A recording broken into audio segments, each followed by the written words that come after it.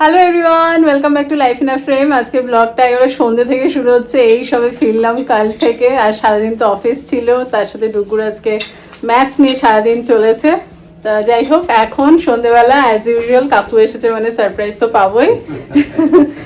তো সাথে কাকিমাও আছেন, তো সব মিলে এখন একটু ভালোই গল্পের আসর বসে গেছে, আর সাথে একটু চা টা সবই চলছে। হতাশ হয়ে গিয়েছিলাম, এসে দেখলাম দুজনের কেউই নাই, সারথীও নাই, ও নাই, উনি খুললেন আর ডুগুও নাই। নিয়ে খুব ফ্রাস্ট্রেটেড লাগি। তারপরে উনি বললেন যে 9টা সাড়ে 9টা বেজে যাবে, আরো হতাশ হলাম। হ্যাঁ, আর ভাবলাম এসে পৌলবীর হাতে একটু চা খাবো। তা চা খাওয়ার তো দূরের কথা, এখন চায়ের সঙ্গে আবার টাটা যা দিয়েছে একবারে দারুণ হালকা হালকা। হ্যাঁ, খেয়ে বুঝতে পারছি দারুণ হালকা। আর চাটা কিন্তু অনেক বেশি হয়েছে। ও ঠিক আছে, চা কোনো ব্যাপার না। একে তো লিকার চা, অভিজিৎ বলে গরম জল, কি করে যে খাও, তো খেতে পারে না চিনি ছাড়া। আমিও এরকমই খাই, ও বলে তোমরা গরম। হ্যাঁ, তো ঠিক আছে, চলো। এই যে আরেকজন, এই যে রেডি। ম্যাথ কিরকম প্রিপারেশন? ইজি। কালকের দিনটা হয়ে আবার না, মঙ্গলবার দিন সায়েন্স আছে না, এসএসটি আছে, ওটা হলে শান্তি। না, ইংলিশ লাস্টে, তারপর সংস্কৃত আছে। উফ, চাপই চাপ। শুরু হবে 16 তারিখ থেকে। হ্যাঁ, এর প্রায় শেষ, ওদের শুরু। আর ওদের আবার এই পুজোর পরে পরে, মাঝখানে তো এদের পুজো পড়ে গেল। তো এই যে ফ্ল্যাটে পুজো হবে না, ও এই পুজো। হ্যাঁ, তাই তো। গণেশ পুজো আমি যাইনি, গণেশ পুজো তো হয়ে চলছে মনে হয়, না শেষ হয়ে গেল তো? না, ওই যে তোমার গণেশ পুজো যেমন মুম্বাই টুম্বাইতে টানা ওই 10 দিন ধরে যে হয় না, ওই তার মধ্যে এটা উইকেন্ড দেখে শেষের দিকে 7 তারিখ থেকে শুরু হয়েছে, তার মানে 17তে শেষ হবে। তো চলো আমরা গল্প করি। আমরা উঠছি, আমরাও মানে সিঁড়ি দিয়ে উঠছি, ওনারা ওইদিকে সিঁড়ি দিয়ে নামছে। না, রবিবার দিন, পরশু দিন, মানে সানডে আর্লি মর্নিং। কেন এরকম প্রতিবার? হ্যাঁ, তো যাই হোক, কাকুর শান্তি তো, মানে সারথীর সাথে দেখা হয়েছে তোমার জন্যই। আমি ওটাই ভাবছি, কাকু যখনই আসে। আরে প্রথমে এসে তো অবাক হয়ে গেছি, উনি একা, তোমরাও নাই কেউ, দুটোও নাই। তারপরে তো বসলো, যাই হোক হতাশ হয়ে গেছে। তুমি যে এত ট্রাভেল করো, মানে এত হাঁপাও না? সেই জন্য আমি ট্রাভেল করলে ভালো লাগে। হাঁটে তো দাদা। না না, আমি যদি আমি যে ফেসবুকে আপডেট গুলো দেখি, প্রচুর ট্রাভেল করতে পারি।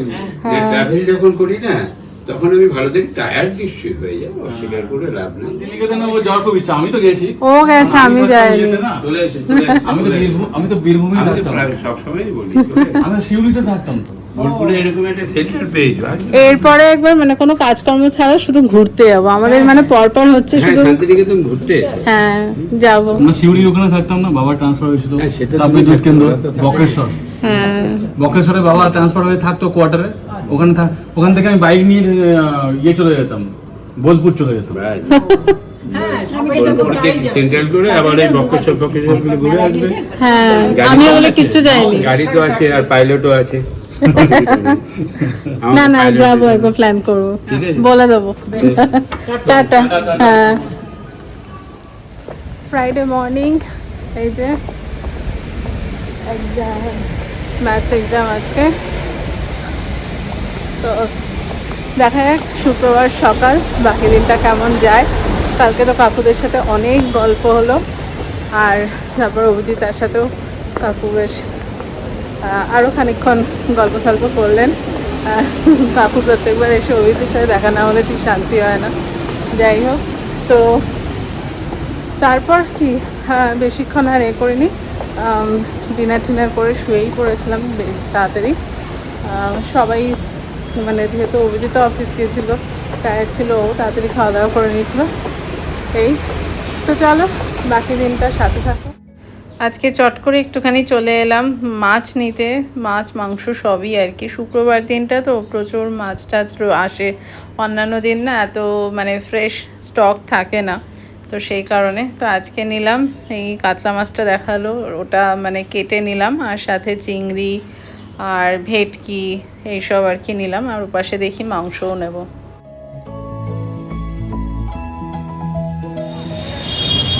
হয়ে গেল মাছ নেওয়া। ঘরেই মাছটা রেখে আবার এই পাশের গেটের দিকে দেখলাম আপেল নিয়ে বসেছে, তো একটু আপেল আর বেদানা নিয়ে নিলাম। আবার এখানে দেখছি আতা নিয়েও বসেছে, 200 টাকা কেজি বলল, বাট মনে হচ্ছে দেখে ভালোই এনেছে। শুক্রবার কখন কি প্ল্যান হয় জানি না, তাই চিকেনটা ম্যারিনেট করে রেখে দিচ্ছি। একটু কাবাবের পিস করেই এনেছি, তো এটা কাবাব মশলা আর চিড় আর কি দিয়েছি, আর সাথে তোমার পেঁয়াজ ঘষে দেওয়া হয়েছে, আর একটু আদা রসুন পেস্ট, সর্ষের তেল, নুন সব দিয়ে মাখিয়ে রেখে দিলাম। আর এপাশে পম্পা বানাচ্ছে মোচা চিংড়ি।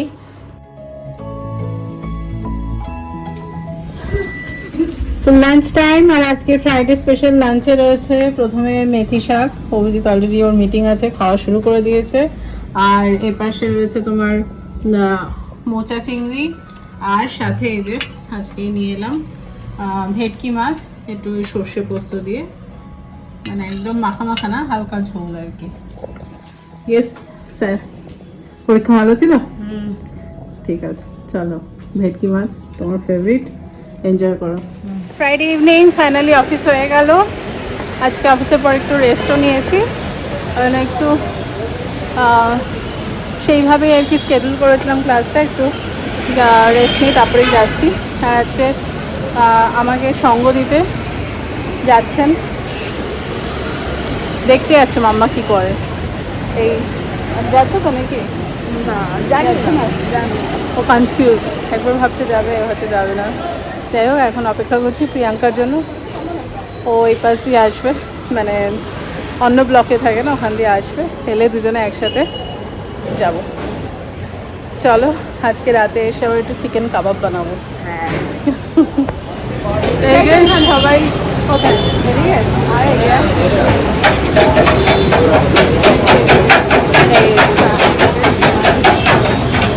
তো ফাইনালি হয়ে গেল, বেশ ভালো, মানে স্যাটিসফাইড, তাই না? সন্ধ্যাবেলাতে এইটুকু এফার্ট দিয়ে। আজকে ফ্রাইডে, হ্যাঁ, আর ট্রেনারও খুব ভালো তার সাথে। আজকে ফ্রাইডে তো একটু তো মানে রুটিনের বাইরে যেতেই হয়, তাই শাওয়ারমা রোল নিয়ে বাড়ির সবার জন্য নিয়ে একবারে ফিরছি। তো এখনও যদিও দাদা অফিস থেকে ফেরেনি, দাদা ফিরতে লেট আছে, মানে রনিদা। আর কেমন লাগলো আজকে? বসে বসে দেখলো আমরা খাচ্ছি, মানে ওয়ার্কআউট করছে, দেখলো। এই দেখ, ওই যে আমাদের পাকুবুড়ি চলে এসছে। এই যে কি খবর? তো এসে ফ্রেশ হয়ে একটু চা টা খেলাম সবাই মিলে বসে, তার সাথে একটু খবরও দেখছিলাম। এবারে একটু যাচ্ছি নিচে হাঁটতে, প্লাস তোমার ওই সকালবেলা সাফারির হোম ডেলিভারি নিয়েছিলাম, তো একটা প্রোডাক্ট ভুল দিয়েছিল, তো সেটা চেঞ্জ করতে যাচ্ছি। আর তার সাথে অভিজিতের সাথেও একটু হাঁটবো, কারণ ও এতক্ষণে আমি আসার পরে অফিসের কাজ সেরে উঠলো, সেই সকাল থেকে টানা বসে করছে।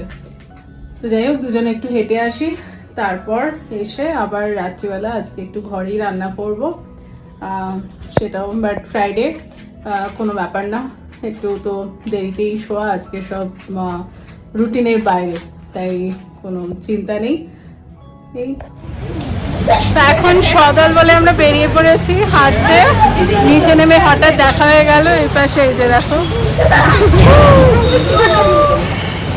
আর সাথে এই যে এদেরও রিল্যাক্স একদম পরীক্ষার পরে রয়েছে।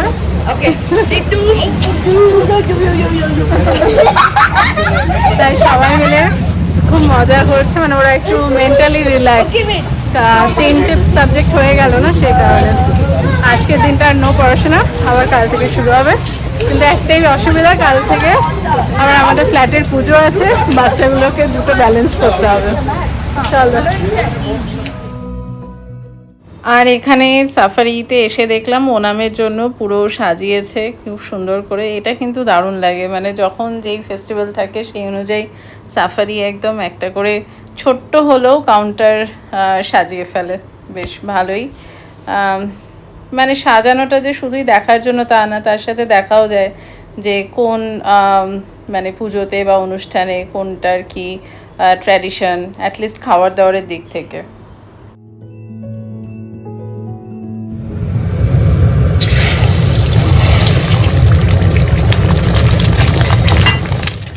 ঘুরে ফিরে এসে একটু দেরি হয়ে গেল, বাট শুক্রবার যেমনটা বলছিলাম দেরি হলেও অসুবিধা হয় না, একদম রিল্যাক্সড মাইন্ড। তো বানাতে লেগে পড়েছি ফ্রাইড রাইস, একদম বাঙালি স্টাইলে, ঘিয়ে সব সবজি মানে বিন, গাজর, ক্যাপসিকাম, ফুলকপিও দেওয়া হয়েছে, তো সব ভেজে এর সাথে ভাতটা আলাদা বানিয়ে রেখেছি, ব্যাস মিশিয়ে বানিয়ে ফেললাম। আর সাথে এই চিকেন ললিপপ আর কাবাবটা বাইরে থেকেই আনা হয়েছে, ওটা আর বানালাম না।